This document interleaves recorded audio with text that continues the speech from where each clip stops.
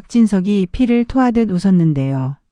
그 웃음이 끝나기도 전에 화면에는 한 줄이 떴습니다. 해외 법인 최종 수익자 한우진 대리인. 그리고 그 순간 박성재의 휴대폰이 또 울렸습니다. 회장님, 이사회가 오늘 밤 긴급 소집됐습니다. 내부자 쪽에서 회장님 축출 안건이 올라왔습니다. 박진석은 숨이 막히는 와중에도 딱 한마디만 했습니다. 좋아. 오늘 다 잡는다.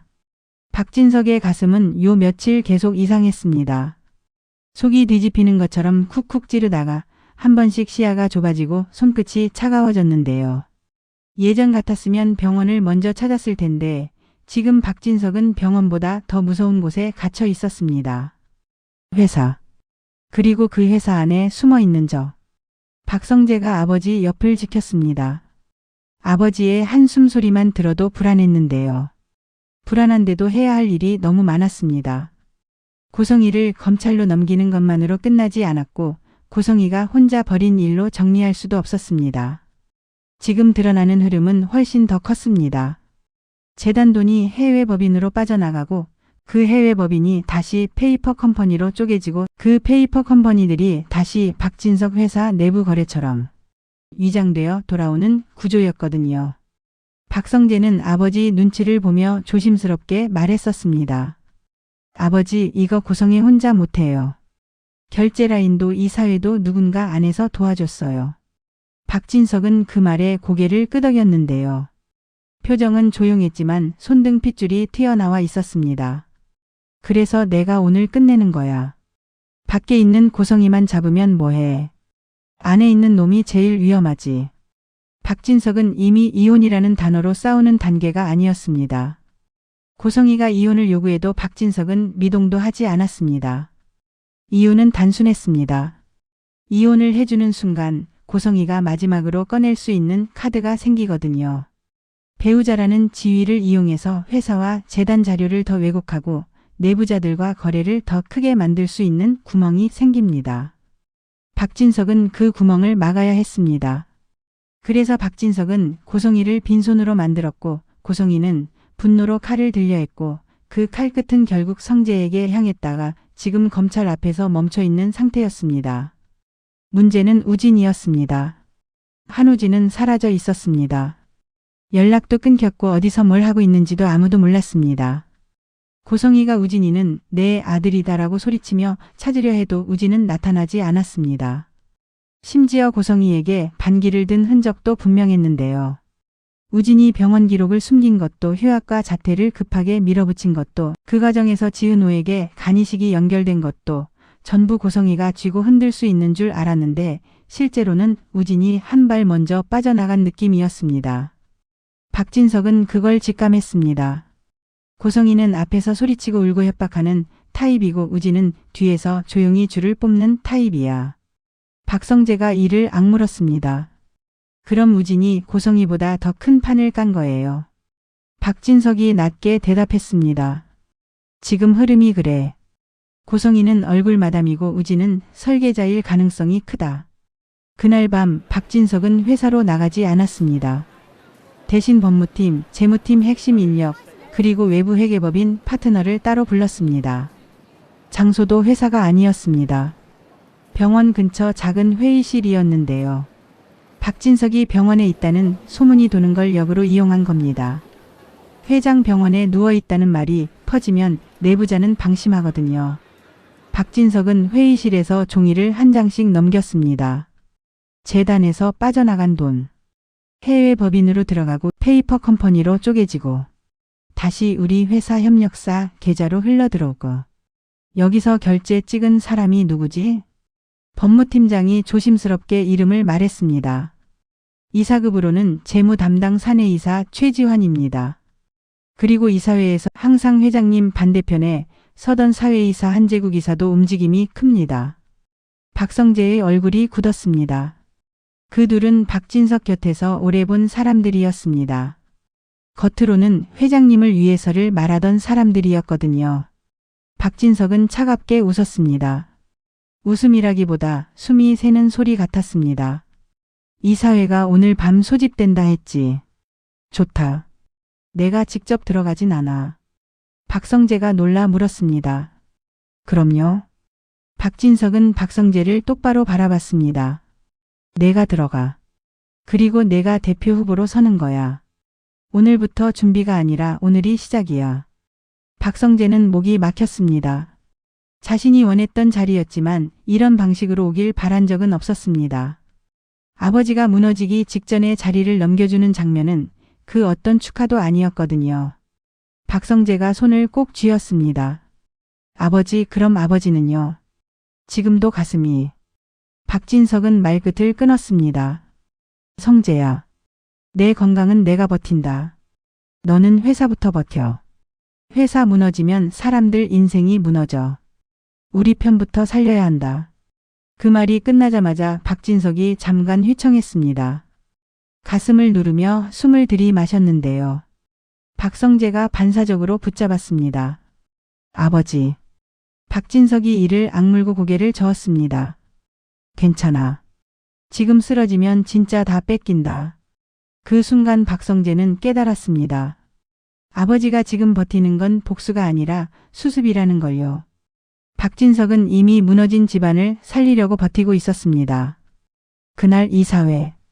박성재가 회의실 문을 열고 들어갔습니다. 그 안은 이상할 정도로 조용했는데요. 사람들은 박성재를 아들로 봤지 상대로 보지 않았습니다.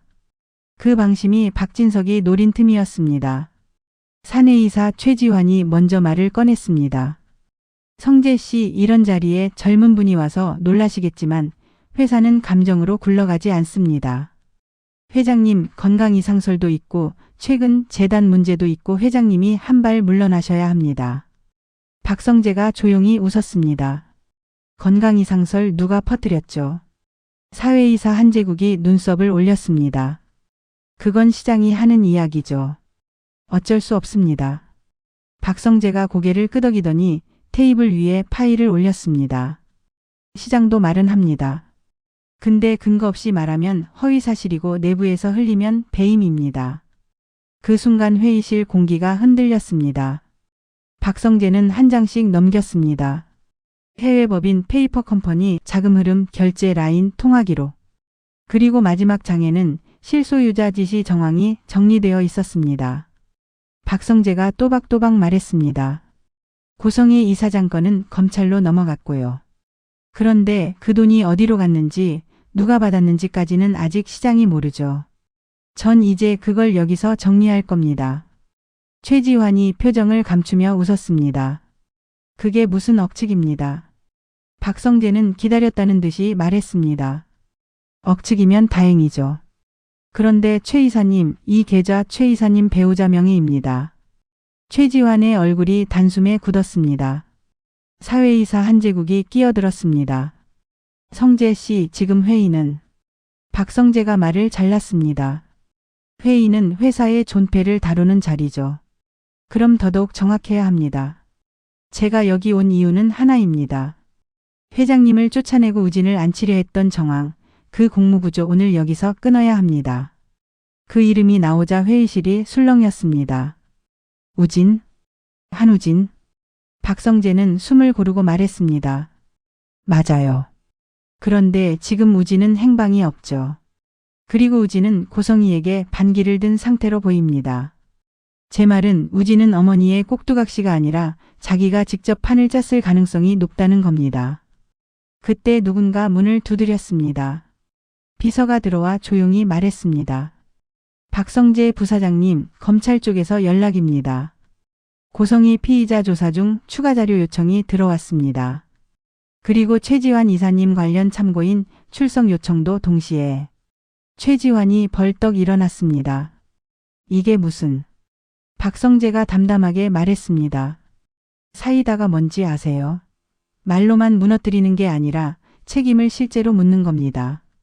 최지환이 흥분해 테이블을 치려는 순간 회의실 밖에서 사람들이 들어왔습니다. 검찰 수사관이었습니다. 회장실이 아닌 이사회실로 바로 들어온 이유는 하나였죠. 증거 인멸을 막기 위해서요. 최지환이 목소리를 높였습니다. 이건 모욕입니다. 내가 누군데? 박성재가 낮게 말했습니다. 회사 돈이 어디 갔는지부터 설명하세요. 누군데가 아니라 뭘 했는지가 중요해요. 그 순간 한 사건은 말이 아니라 현실로 끝났습니다. 최지화는 자리에서 끌려나갔고 회의실 안의 사람들은 얼어붙었습니다. 박성재는 그 공기를 그대로 밟고 올라갔습니다. 이사회 여러분, 오늘부로 비상경영 체제로 갑니다. 그리고 제가 대표 권한대행으로서 경영 공백을 맡겠습니다. 사회이사 한재국이 이를 악물었습니다. 누가 당신을 인정합니까? 박성재가 답했습니다. 인정은 주주와 실적으로 받죠.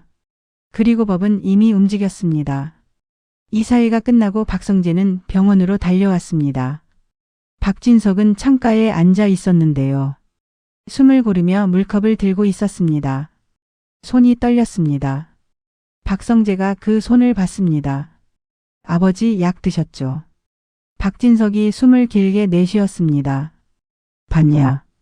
봤어요. 박진석이 고개를 끄덕였습니다. 그래. 이제 숨길 필요 없다. 내가 오늘 한 것처럼 나도 이제 내 몸을 인정해야지. 박성재는 그 말이 더 아팠습니다. 아버지가 약해지는 걸 인정하는 순간은 아들이 강해져야 하는 순간이기도 했으니까요. 박성재는 목소리가 떨리는데도 단호하게 말했습니다. 아버지, 제가 할게요. 회사도 고성의 마무리도. 근데 아버지는 치료도 같이 가요. 제발. 박진석은 잠깐 눈을 감았다 떴습니다. 조건이 있다. 회사를 안정시키는 동안 내 건강은 밖으로 새면 안 돼. 내부적이 아직 하나 남았거든. 박성재가 바로 알아들었습니다. 사회이사 한재국. 그리고 그 뒤에 붙어 있을 더 큰 줄. 그날 밤 박성재는 이지혁에게 전화를 했습니다. 이지혁은 전화를 받자마자 한숨처럼 웃었습니다. 살아 돌아왔네. 박성재가 목이 메어 말했습니다. 지혁아, 너도 살아야 해. 이지혁이 잠깐 침묵하다가 낮게 말했습니다. 나 공여자 얘기 아직도 한우진으로 돌고 있지. 박성재는 대답하지 못했습니다. 그 떡밥이 너무 위험했거든요. 한우진 행방이 없는 지금 한우진이 공여자라는 암시는 희망이 아니라 폭탄이 될 수 있었습니다. 이지혁이 덧붙였습니다. 근데 성재야. 내 회사 살리느라 내 건 미뤄도 돼. 나 익숙해. 버티는 거. 박성재가 거의 화를 내듯 말했습니다. 그게 문제야. 너는 늘 혼자 버텨. 그거 이제 그만하자. 이지혁이 잠깐 웃었는데요. 그 웃음이 슬펐습니다. 그 말을 은호가 했어야 하는데. 박성재는 한참 고민하다가 말했습니다. 그럼 내가 대신할게.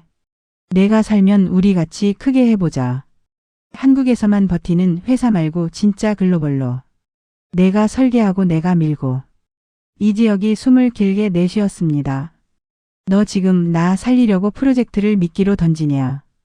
박성재가 솔직하게 말했습니다. 그래. 미끼라도 던져야 내가 살아. 너는 목적이 있어야 버티잖아. 이지혁은 그 말에 결국 웃었습니다. 알겠다. 그럼 나도 버티지. 대신 조건. 은호 올리면 너한테도 가만 안 둔다. 박성재가 짧게 대답했습니다. 응. 나도 은호 편이야. 박성재는 동시에 수빈에게도 마음이 복잡했습니다. 이수빈은 아직 박성재를 완전히 잊지를 못하는데요. 사랑이 끝난 게 아니라 현실이 너무 무거웠습니다. 박성재가 앞으로 대표가 될 수도 있다는 말이 퍼지면 수빈은 그 사람 옆에 서는 순간부터 다시 세상의 시선을 견뎌야 하니까요. 수빈은 밤에 혼자 창가에서 울다가도 다음 날이면 아무렇지 않은 얼굴로 자기 일을 했습니다. 그게 수빈의 방식이었습니다. 박성재가 조심스럽게 메시지를 보냈습니다. 미안해. 지금은 말로 다 못해. 근데 도망치지는 않을게. 수빈의 답장은 짧았습니다.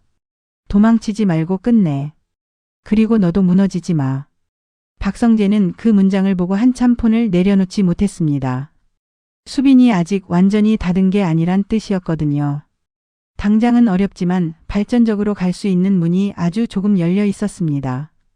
한편 박영란은 완전히 예상 밖의 방향으로 터지고 있었습니다. 영라의 웹툰이 폭발적으로 인기를 얻기 시작했는데요. 이유는 단순했습니다. 영나가 그리는 이야기 속에 재벌가의 비밀이 너무 생생하게 들어가 있었거든요. 사람들은 댓글로 말했습니다. 이거 실화 아니야? 작가님 집안 겪은 거냐고요. 영나는 처음엔 그 반응이 무서웠습니다. 내가 너무 멀리 갔나 싶었는데요. 동시에 멈출 수가 없었습니다. 그동안 집에서 숨 막히던 것들이 종이 위에서는 숨을 쉬었으니까요. 문제는 영나가 아직도 너무 순진하다는 점이었습니다. 인기가 올라가자 주변에 사람이 몰렸습니다. 남자들도요. 카페에서 작업하던 영나에게 어떤 남자가 다가와 웃으며 말했는데요. 작가님 맞죠? 팬인데요. 번호 주시면 안 돼요. 영나는 별 생각 없이 웃으며 네 하고 핸드폰을 들 뻔했습니다. 그 순간 뒤에서 누군가 영나의 손목을 확 잡았습니다. 이지환이었습니다. 이지환의 얼굴은 새빨갰습니다. 놀란 것 같기도 하고 화난 것 같기도 하고 이상하게 억울한 것 같기도 했습니다. 이지환이 남자에게 차갑게 말했습니다. 팬이면 팬질만 하세요. 남자가 어색하게 웃으며 물러났고 영나는 그제야 이지환을 올려다봤습니다. 왜 그래요? 그냥 물어본 거잖아요. 이지환이 숨을 몰아쉬며 말했습니다. 그냥이 아니야. 어떤 세상인데 함부로 친절해. 너 진짜 큰일 난다. 영나가 눈을 동그랗게 떴습니다. 나 친절한 것도 못해요. 이지환이 말끝이 잠깐 흔들렸습니다.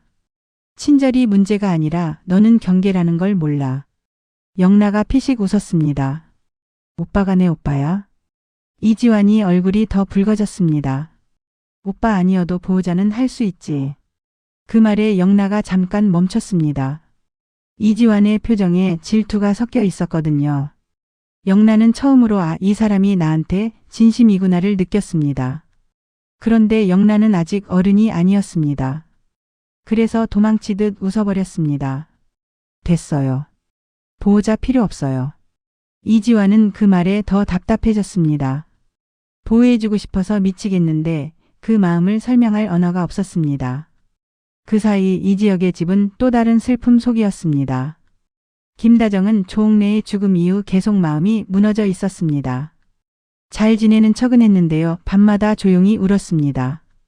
이상철은 그런 김다정을 품어주려 했지만 이상철 본인도 버티는데 한계가 있었습니다. 그런데 이상철은 지역의 심장병까지 알게 된 사람이었죠. 이상철은 혼자서 너무 많은 걸 들고 있었습니다. 이상철은 어느 날 새벽 김다정이 부엌에서 가만히 앉아 있는 걸 봤습니다. 김다정이 아무 말 없이 종이컵을 만지작거렸는데요. 이상철이 조용히 다가가 말했습니다. 당신 요즘 밥이 잘 안 넘어가?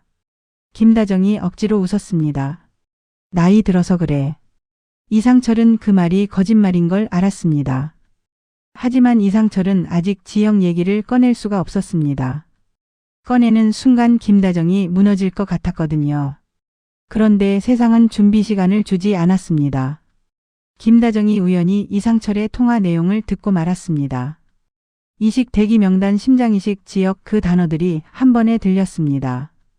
김다정은 손에서 컵을 떨어뜨렸고 컵이 깨지는 소리가 집안에 울렸습니다. 김다정이 떨리는 목소리로 말했습니다. 지역이 뭐가 어째? 이상철은 그 자리에서 숨이 턱 막혔습니다. 가장 두려워하던 순간이었습니다. 김다정은 울지도 못하고 웃지도 못한 채 병원으로 달려갔습니다. 김다정은 지역을 보자마자 손부터 잡았습니다. 왜 이제 말해? 왜 나만 몰라? 이지혁은 고개를 숙였습니다. 엄마 괜히 엄마도 무너지실까봐. 김다정이 그 말에 눈물이 터졌습니다. 나는 이미 무너졌어. 할머니 보내고 나는 버티는 척만 했어. 이지혁은 그 눈물을 보며 결국 자신도 무너졌습니다. 엄마 나도 무서워. 그 말은 이지혁이 처음으로 꺼내는 진짜 고백이었습니다. 강한 척도 괜찮은 척도 아닌 그냥 한 사람의 고백. 같은 시간 박진석 쪽은 더 거칠게 굴러갔습니다. 검찰은 고성희 사건을 단순 횡령이 아니라 조직적 자금 세탁으로 보고 있었고 고성희는 그 프레임을 깨려고 악을 썼습니다. 고성희는 조사실에서 말했습니다. 모든 결제는 회장 승인 없이는 불가능해요. 박진석도 공범이에요. 검사는 눈 하나 깜빡하지 않았습니다. 고성희 씨, 그 말은 수사 확대를 원한다는 뜻으로 받아들이겠습니다. 고성희는 그제야 뭔가 잘못됐다는 걸 알았습니다. 겁주려던 말이 더 큰 칼이 되어 돌아온 겁니다. 그때 박진석이 움직였습니다. 박진석은 내부자 정리를 한 번으로 끝내지 않았습니다. 최지환을 끌어내린 건 시작이었고 그 뒤에 남은 이사 한재국까지 묶어야 했습니다. 박진석은 박성재에게 아주 조용히 자료를 하나 더 건넸습니다. 이건 지금 공개하지 마. 결정적일 때 꺼내. 박성재가 파일을 열어보고 숨이 멎었습니다. 사회이사 한재국 해외법인 자문계약서 서명. 그리고 그 계약서 하단에는 익숙한 이름이 하나 더 적혀 있었습니다. 대리인 JH 글로벌 스트래터지. 처음 듣는 회사였는데요. 그런데 주소지가 이상했습니다. 박진석 회사 계열사와 같은 건물이었습니다. 박성재가 낮게 물었습니다. 이게 내부적의 진짜 몸통이에요. 박진석이 고개를 끄덕였습니다. 그리고 우진이 대리인이 그 회사를 움직였다는 정황도 있어. 박성재는 입술을 깨물었습니다. 우진이 어디 있는지도 모르는데. 박진석이 차갑게 말했습니다. 그래서 더 위험하지. 보이지 않는 놈이 제일 무서워. 하지만 박진석도 완벽하진 않았습니다. 그날 밤 박진석은 병실에서 혼자 서류를 보다가 갑자기 가슴을 움켜쥐었습니다. 숨이 넘어가는 느낌이었고 이마에 땀이 맺혔습니다. 박성재가 뛰어들어왔습니다. 아버지. 박진석이 힘겹게 손을 내저었습니다. 괜찮아다. 그 말이 끝나기도 전에 박진석이 잠깐 시야를 잃고 침대에 주저앉았습니다. 박성재는 그 순간 회사 생각이 아니라 아버지 생각만 났습니다. 아버지, 제발 회사는 제가 해요. 아버지까지 잃으면 나 진짜. 박성재는 말을 잇지 못하고 울어버렸습니다. 박진석은 숨을 몰아쉬며 손을 들어 박성재의 머리를 한번 눌렀습니다. 울 시간 없다. 근데 내가 이렇게 우는 걸 보니 내가 제대로 키웠네. 그 말이 위로인지 더 큰 짐인지 박성재는 알 수 없었습니다. 다만 그 순간 박성재는 결심했습니다. 아버지 없이도 돌아가는 회사를 만들어야 한다고. 그래야 아버지를 살릴 수 있다고. 박성재는 백방으로 뛰기 시작했습니다. 의료 쪽 인맥을 총동원해 박진석 검사 일정을 잡았고 동시에 지역의 치료 가능성도 더 알아봤습니다. 박성재는 지역의 담당의에게 직접 찾아가 말했습니다. 이 사람은 제 친구입니다. 살릴 방법 뭐든 찾아주세요. 의사는 현실적인 얼굴로 답했습니다. 가능성은 있습니다. 다만 시간과 조건이 필요합니다. 박성재는 그 말을 듣자마자 고개를 끄덕였습니다. 시간은 제가 벌겠습니다. 조건은 제가 맞추겠습니다. 의사는 놀랐습니다. 보통 사람들은 돈만 말하는데 박성재는 시간부터 말했거든요. 박성재는 알고 있었습니다. 심장은 돈으로만 못 산다는 걸. 그 와중에 지은호가 변했습니다. 지은호는 이제 더 이상 선배 왜 그래요로만 매달리지 않았습니다. 지은호는 일을 배웠고 현실을 봤고 무엇보다 사랑이 때로는 기다림이라는 걸 알게 됐습니다. 지은호는 지역에게 말했습니다. 선배, 나 이제 안 물어볼게요. 근데 안 떠날 거예요. 이 지역은 그 말에 더 무너졌습니다. 붙잡는 말보다 떠나지 않겠다는 말이 더 무섭거든요. 이 지역은 낮게 말했습니다. 은호야, 난 너한테 상처만 줘. 지은호가 고개를 저었습니다. 상처는 나도 있거든요. 근데 선배는 내가 아픈 거 싫어하면서 본인 아픈 건 혼자 끌어안아요. 그게 더 싫어요. 이 지역은 대답하지 못했습니다. 그 말이 너무 정확했거든요. 이제 고성희는 더는 집에서 쫓겨난 여자가 아니었습니다. 고성희는 회사와 재단을 흔든 범죄자가 되어가고 있었습니다. 그런데 고성희는 끝까지 발악했습니다. 고성희는 변호인을 통해 박진석 회사에 가처분을 걸려했고 언론 플레이도 시도했습니다. 박진석 회장도 알고 있었다. 건강 이상으로 경영 공백 같은 문구가 계속 돌았습니다. 하지만 이번에는 박성재가 막았습니다. 박성재는 기자에게 딱 한마디만 했습니다. 회사와 재단은 이제 법의 판단을 기다립니다. 그리고 경영은 공백 없습니다. 제가 있습니다. 그 말이 기사로 나가자 시장은 흔들리다가 멈췄습니다. 대표가 서 있다는 한 줄이 숫자보다 강할 때가 있거든요. 그리고 박성재는 마지막으로 남은 사회의 사안을 잡기 위해 박진석이 준 파일을 꺼냈습니다. 박성재는 사회이사 한재국을 따로 불러 조용히 말했습니다. 이사회에서 회장 축출 안건 올리셨죠. 근데 그 안건 본인도 같이 끌려가요. 사회이사 한재국이 비웃었습니다. 뭘로요? 박성재가 계약서를 테이블 위에 놓았습니다. 해외법인 자문 계약. 그리고 이 회사 페이퍼 컴퍼니 연결. 그리고 이 결제 전부 이사님 서명입니다. 사회이사 한재국의 얼굴이 굳었습니다. 이건 누가 날 함정해. 박성재가 차갑게 말했습니다. 함정 아니고 기록입니다. 이사님이 직접 남긴 기록. 사회이사 한재국이 이를 악물었습니다. 박성재, 너 지금 협박하냐? 박성재는 눈 하나 깜빡하지 않았습니다. 협박은 겁주는 거고요. 저는 절차를 밟는 겁니다. 오늘 안으로 사임하세요. 그리고 검찰 조사에 성실히 응하세요. 안 그러면 제가 먼저 제출합니다. 사회이사 한재국은 그 자리에서 무너졌습니다. 그날 저녁 사회이사 한재국의 사임 공시가 떴고 다음날 검찰 출석 기사까지 이어졌습니다. 사람들은 속이 뻥 뚫린다고 했습니다. 와, 드디어 잡혔다. 한 사건이 또 한 번 현실로 끝난 겁니다.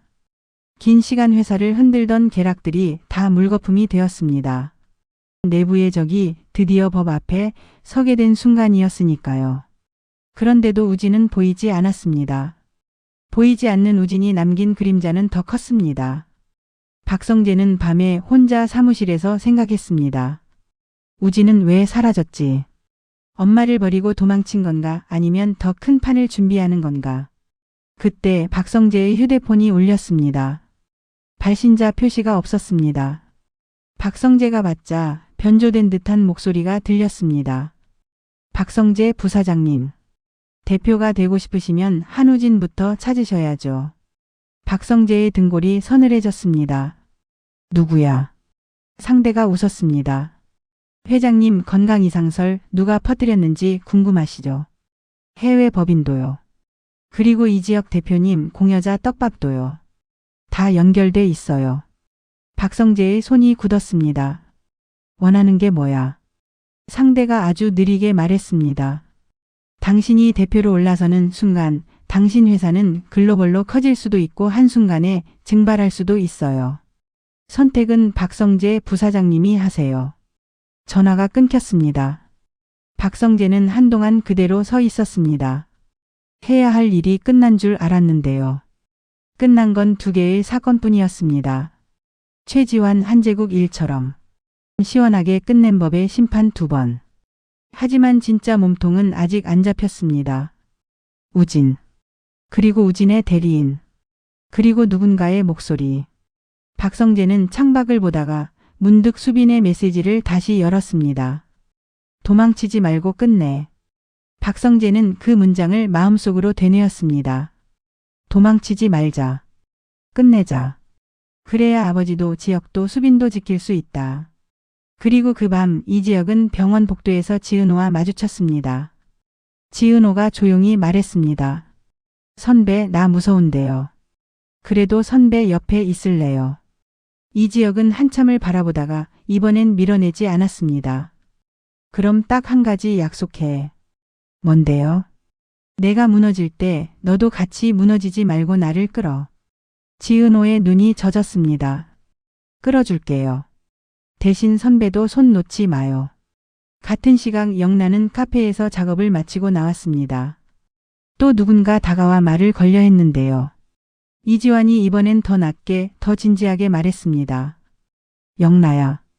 세상엔 친절을 미끼로 보는 놈들이 있어. 영라가 장난처럼 웃지 못했습니다. 이지환의 표정이 너무 진심이었거든요. 그럼 오빠가 옆에 있어줘요. 이지환이 얼어붙었습니다. 뭐? 영라가 똑바로 말했습니다. 난 아직 잘 모르겠어요. 그러니까 옆에 있어줘요.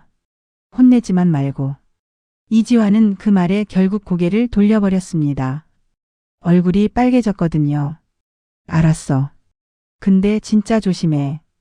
영라가 작게 웃었습니다. 응. 근데 나도 조심할게요. 오빠 마음도. 이제 박진석 집안은 누구도 평범하게 살 수 없는 단계로 들어갔습니다. 박진석의 건강은 자주 흔들렸고 박성재는 대표로 서기 위한 절차를 숨쉬듯 진행했고 내부자는 잡혔지만 진짜 배우는 남아 있었고 우진은 그림자처럼 세상을 움직이고 있었고 이지혁의 심장은 시간을 재촉했고 지은호의 사랑은 더 단단해졌고 수빈의 마음은 아주 조금씩 다시 움직였고 영라의 웹툰은 집안을 찢어놓는 동시에 영라를 성장시키고 있었고 이지화는 질투와 보호 사이에서 자기 감정을 처음 배워가고 있었습니다. 그리고 박진석은 새벽에 혼자 병실에서 창을 열어 바람을 맞으며 중얼거렸습니다. 성재를 대표로 세우는 건 내 욕심이 아니라 내 책임이야. 그때 박진석이 또 가슴을 눌렀습니다. 숨이 가빠졌는데요. 박진석은 이번엔 참지 않고 호출 버튼을 눌렀습니다. 이젠 버티는 척만 하면 다 잃는다. 박진석은 드디어 자기 몸도 절차로 옮기기 시작했습니다. 다음 날 아침 박성재는 회장실이 아니라 대표실을 정리하기 시작했습니다. 아직 공식 선임 전인데요. 박성재는 이미 대표처럼 움직였습니다. 그리고 이지혁에게 다시 전화를 걸었습니다. 지혁아, 글로벌 프로젝트 진짜로 시작하자. 내가 설계해. 내가 밀어. 우리 살아서 끝내자. 이지혁이 잠깐 숨을 고른 뒤 조용히 대답했습니다. 그래. 살아서 끝내자. 그 순간 박성재의 이메일로 한 통이 들어왔습니다. 제목은 짧았습니다. 한우진 위치 정보. 박성재는 손이 굳었습니다. 이제 마지막 퍼즐이 움직이기 시작한 겁니다. 우진을 찾는 순간 심장이식 공여자 떡밥도 해외 법인 돈줄도 박진석 건강이상설도 전부 한 줄로 이어질 가능성이 컸습니다. 박성재는 화면을 뚫어지게 보며 낮게 말했습니다. 좋아. 이번엔 내가 사냥꾼이다. 박성재는 자라면서 찬물 같은 고송이의 미소로 인해 외롭고 힘들었지만 그것이 약이 되어 내면을 잘 지키고 경영훈련에 힘썼던 결과 이제는 어여시 자신의 가업을 잇는 경영자로 우뚝 세워져 있음을 알 수 있습니다. 힘들었지만 어린 시절의 고난이 박성재를 더 든든히 자라게 하는 시간이 되었음을 느낍니다. 고성이의 회사를 차지하려고 했던 그 계획들이 다 드러나게 되었네요. 과연 우진은 뒤에서 엄마 고성이의 조력자일까요? 끝까지 시청해 주셔서 감사합니다.